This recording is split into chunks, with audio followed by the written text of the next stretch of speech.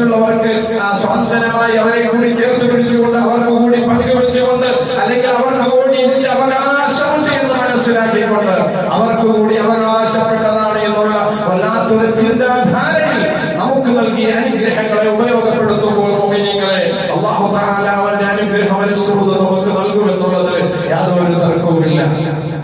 അതുകൊണ്ട് നമുക്ക് വന്നുപോയ വീഴ്ചകൾ, നമുക്ക് വന്നുപോയ പോരായ്മകൾ, നമുക്ക് വന്നുപോയതായ ജീവിതത്തിന്റെ സാഹചര്യത്തിൽ അല്ലെങ്കിൽ മനസ്സുകൊണ്ട് പ്രവൃത്തി കൊണ്ട് നമ്മുടേതായ അവയവങ്ങൾ കൊണ്ട് വന്നുപോയ തെറ്റുകുറ്റങ്ങളുടെ മേലെ തൗബ ചെയ്തു കഴിഞ്ഞാൽ ഇതിനൊരു പരിഹാരമുണ്ട് എന്ന് വിശുദ്ധമായ ഖുർആൻ.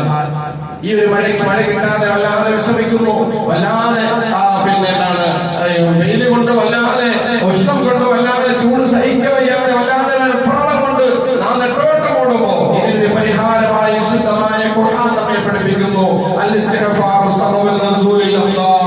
മഴ പെയ്യുന്നതിന്റെ കാരണം, മഴ പെയ്യും നമുക്ക് മഴ പിന്നെയും ലഭിക്കണമെങ്കിൽ അല്ലാഹുവേ മഴ തരണേ, നമുക്ക് ഈ ചൂടിൽ നിന്ന് ഒരു ശമനം തരണേ എന്ന് ദുആ ചെയ്യുന്നതിനേക്കാൾ അപ്പുറം അല്ലാഹു വിശുദ്ധമായ ഖുർആൻ നമ്മളോട് പറയുന്നത് ഇസ്തിഗ്ഫാർ അധികരിപ്പിക്കാൻ.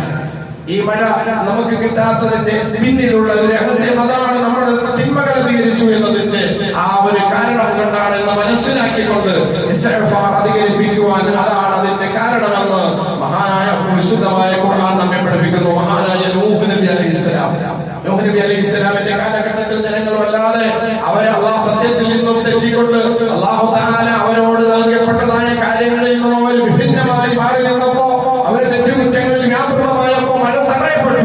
മഹാനായ നൂഹ് നബി അലൈഹിസ്സലാം പറഞ്ഞു, ഫഖുസ്തഗ്ഫിറൂ റബ്ബക്കും, ജനങ്ങളെ നിങ്ങൾ ഇസ്തിഗ്ഫാർ ചെയ്യണം, ഇന്നഹു കാന ഗഫാറ, അല്ലാഹു സുബ്ഹാനഹു വ തആല അധികമായി പുറത്തു നൽകുന്നവനാണ്.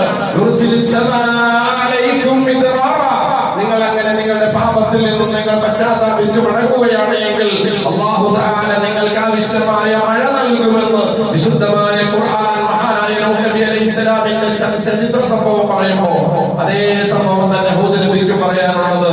ഹൂദ് നബി അലൈഹിസ്സലാമിന്റെ ഖൗമിനും ഇതേ അവസ്ഥ വന്നു. ഹൂദ് നബിയുടെ ജനതയോട് മഹാനായ ഹൂദ് നബി പറഞ്ഞു, വയാ ഖൗമി ഇസ്തഗ്ഫിറൂ റബ്ബക്കും സുമ്മ തൂബൂ ഇലൈഹി, നിങ്ങൾ ഇസ്തിഗ്ഫാർ ചെയ്യിൻ, നിങ്ങൾ പാപമോചനം തേടിൻ. യുർസിലിസ് സമാഅ അലൈക്കും മിദ്റാറ, അല്ലാഹുവിന്റെ അനുഗ്രഹ